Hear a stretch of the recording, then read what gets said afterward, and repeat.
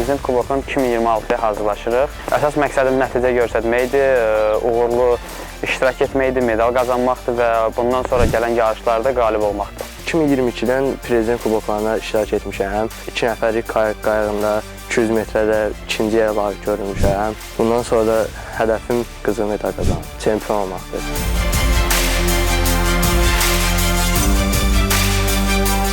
Prezident Kubokuna hazırlıqlar, məşqlər keçirilir. Yığma komandada məşq edirik. Prezident Kubokundan gözlədiklərim isə qızıl medaldır.